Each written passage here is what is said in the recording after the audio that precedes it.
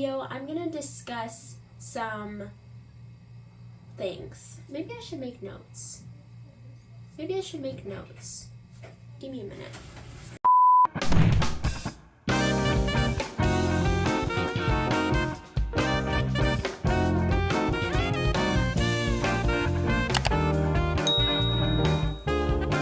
Hey everyone, it's your girl Cassie here. Hi, hello, and welcome back to my channel. So today is February 2nd, 2026, and yeah, it is officially Black History Month, so happy Black History Month to everybody out there. Happy Black History Month to everybody that is watching this video. I am going to be yapping about Black history, and more specifically, I'm going to be kind of diving into the world of film and entertainment. So we're going to be talking about Black history, but as in the context of theater, film, entertainment. So a couple days ago, I came up with this brilliant idea to start an Instagram account, Black History on Film. The purpose of this Instagram account is to educate people about Black history, but more specifically Black history in the context of the film and entertainment industry. So that means film directors, actors, playwrights, screenwriters, photographers, videographers, recorders,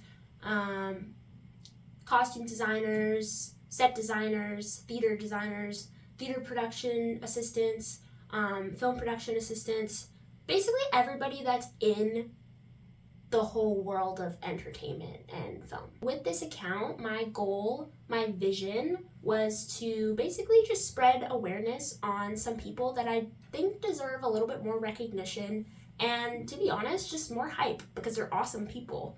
So, like for example, the very first person that I decided to make a post about was this guy named Micheaux. So Oscar Micheaux, who is Oscar Micheaux? Who is Oscar Micheaux, you're wondering? I came up with this idea to start this Instagram account, and then I'm trying to think of who is my first post going to be about. So what I do is I search up on IMDb, which is, that website that has all of the different statistics and ratings and information about all these different actors and film directors and movies and film and everything like that. So I go on IMDb and I search up the 25 greatest directors of all time. And tell me why there are 25 directors listed and they are all white men. They're all white men. There's no women. There's no people of color at all, let alone any Black people. But just in general, all 25 of the greatest directors of all time are white men. And don't get me wrong, we have some good names. We have Steven Spielberg, we have Christopher Nolan, there's some other ones as well, but those are the two that I just thought of from the top of my head. However, what about Spike Lee? What about Jordan Peele? What about Greta Gerwig, a woman?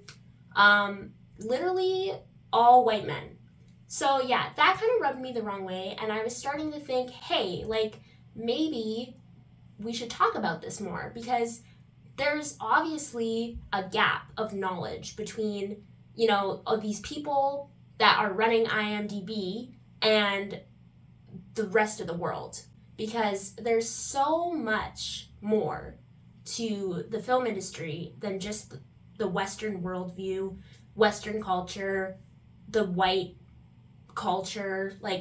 There's so much more, and I think it's really important that we try and spread awareness about it so that we can actually learn what else performance can be and what else movies, television, film, what all of that stuff could be. So running it back a little bit to talking about Oscar Micheaux. So who is Oscar Micheaux, you ask? Well, Oscar Micheaux was born in 1884, and he left home at the age of 16 to go and live out on the prairies in the United States, and he wanted to be a homesteader. So basically, homesteading just means you're living on the land and you're growing crops, you're raising animals, you're basically farming, right? So anyways, he was doing really well in that kind of situation when he was, a young man. But then, however, there was some like weather related situations where the crops died, the money was kind of getting low, the bag was not secure. So, anyways, he turns to his next kind of career path, which is being an author. So what he does is he starts writing these stories, and he creates this book called The Homesteader, and it's basically a retelling of his life on the homestead. And basically what happens is he takes it to different publishers. Number one, he's a black man in America, so of course it's not going to be as easy for him to go and get a book published, especially during the 1920s. So he struggled a lot with that. And two, being all by himself on the prairies with no support or anything like that, like he didn't really have anybody that was really on his side. What he decided to do about that was to actually go door to door and sell his book on his own. And just by doing that, he was able to sell like 2,500 copies just because he had the courage and the bravery to just go and advocate for himself. So that kind of courage and bravery is something that I really look up to and I admire. So that's why I chose to create this post about him, spreading his story, because he's a really influential person. I feel like lots of people overlook these pioneer people that existed like back in the day because, maybe there was another person who did something a little bit bigger or a little bit more famously or something like that. But nobody actually gives credit to the people who were first important, the people that first came up with the ideas. So yeah, it's important to give credit where credit's due. So he's a homesteader, he became an author, and then after he sold his book and his book got popular and he was able to sell a lot of copies, then the film industry started to kind of become a thing in the 1920s. And yeah, what he decided to do was to try and convert his book, The Homesteader, into a movie. So yeah, there's a lot of lost films that he created, and we call them lost films because we literally don't have access to them anymore. But anyways, yeah, so Micheaux started doing silent films. Silent films were the main thing that was available during his time in the very early stages of his career. So basically he was doing silent films, and then he became a really popular silent film producer, and he went on to produce a few more films after that. And then finally, when they were able to come out with the talkies, which were like the first real movies with language and speaking in it, he created some really good films. There's a lot of social commentary on interracial relationships and romance. So yeah, that's one thing about Micheaux. He was very like brave and just, willing to be unorthodox and risk people hating his stuff because he wanted to speak his mind and open up about things that he thought were important to talk about. Going back to the silent films, he created this silent film called Within Our Gates, and Within Our Gates was a response to another person's silent film, and this film is really popular and is called The Birth of a Nation. The Birth of a Nation was about the Ku Klux Klan, otherwise known as the KKK, which did some very violent things. Y'all know what the KKK is, so yeah, it was not pretty. Micheaux went on to create this silent film where he kind of addressed all of these terrible acts that were happening against African Americans, and he kind of he created the films in a way where they were trying to speak to Black audiences. Later on, his films kind of became known as race movies or race films. So yeah, what is a race movie, you ask? Well, a race movie is basically a movie that is geared towards Black audiences, and they're made for Black people by Black people, if that makes sense. So you have your Black filmmakers creating these movies with all Black casts, And these movies became really popular during the era of the Jim Crow laws because obviously the time when the Jim Crow laws were active in the United States, in the South, it was not a pretty time. It was not a pretty time at all. But yeah, so movies like these were really important because they made way for commentary and discussions to be had about, what was happening in real life to real people. So I think the willingness for somebody like Oscar Micheaux, who is essentially like a self-made man because, he didn't have anyone supporting him. He didn't have anybody constantly in his corner telling him like, hey, like you can do this, like go and do this, go and be the voice for all these people that are suffering. He kind of took it upon himself to go and be that voice, even when people were telling him no and telling him that, you're not good enough to be a film producer or a filmmaker, or you're not worthy enough, or your art isn't as valuable as a white man's art. So just knowing that and knowing that he knew that and decided to go about his business anyways is just really admirable. So another thing I wanted to address is pop culture and how it gets a lot of hate in the media.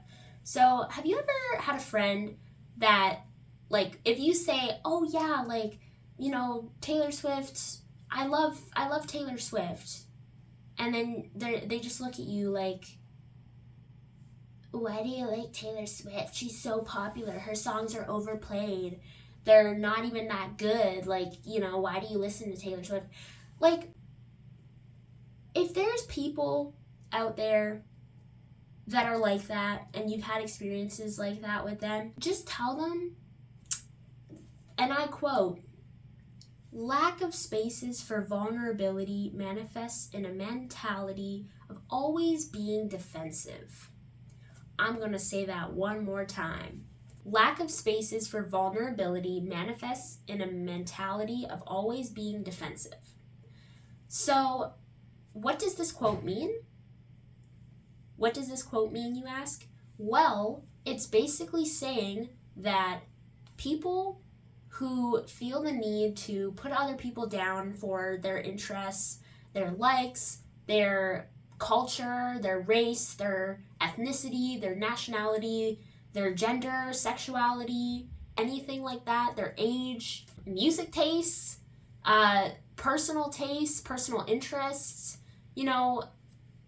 at this point, like, it's 2026. Why are we still discriminating against people in 2026? So, yeah, basically, don't be a hater. Don't be a hater. If you don't like Taylor Swift, you don't have to go around being like, I hate Taylor Swift, and if you like Taylor Swift, you're dumb. Like, just let people live. Don't be a hater, and be respectful. I feel like there's lots of people nowadays that just think that they can say whatever they want because, freedom of speech. Like, yes, freedom of speech, but within reason. And some people would argue that some opinions are better or worse than others, which I guess if there's evidence to back up why a certain opinion is maybe a little bit worse than another one, okay, fine. If there's no actual evidence, then you can't really justify that. But anyways, if any of you saw the Grammys the other day, I personally didn't watch the whole show, but I heard some of the speeches and I watched some of the little Instagram highlights and stuff on Reels and everything. And it just meant a lot to see these people that are accepting their awards, that are coming on the stage and they're mentioning, ICE and wearing the ICE out pins and, speaking about immigration and speaking about, what's actually affecting society. Main thing, don't be a hater. And if you're going to make a video or if you're going to discuss a topic that is kind of controversial, make sure you do some research. Do some research, educate yourself, and also some people can be really hostile when it comes to controversial opinions or basically anything in the film and entertainment industry that can be like seen as challenging the status quo, or anything unorthodox, or anything that's like, whoa, can they say that? Or whoa, like this is a really bold statement or bold opinion, right? Like there's a lot of that in today's media, but it's also important to recognize that before we got to this point in society where people felt like they could say whatever they want, there was a time, and there still is some people in this world that do not have freedom of speech and are not able to say how they feel and are not able to, you know, vocalize their opinions the way that we are here, at least in Canada. So when you're going out into the world, be kind, and even though other people may have different opinions than you, you don't have to hate on them for that, and you also don't have to try and defend your own opinions if somebody disagrees with you.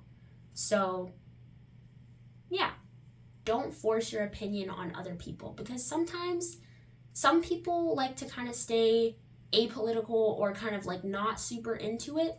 And of course there's people out there that are like, oh, you need to be political all the time because politics matter, and of course they do. It's just, I think there's a time and place for it, and it doesn't need to be all the time. And it also shouldn't be never. So I think the main thing is here that spread love instead of hate. And this Black History Month, I hope that you guys can learn more about the good things about Black history rather than just learning about the basic, typical, stereotypical things that people talk about, like slavery. If you must take one thing away from this video, I hope you take away the fact that, you know, hating on people in 2026 is just ridiculous, in my opinion. And yeah, it's literally like we're a quarter into the next century. Like, what are you doing if you're still hating on people? Yeah, so basically, love one another and don't hate on people. I hope February is a great month for you. And yeah, it is Black History Month, but remember, Black history can't be contained to just one month. So I encourage you, just in general, in 2026, read some articles, watch some YouTube videos, follow a Black History on Film account on Instagram, perchance. And yeah, learn, educate, and just enjoy life.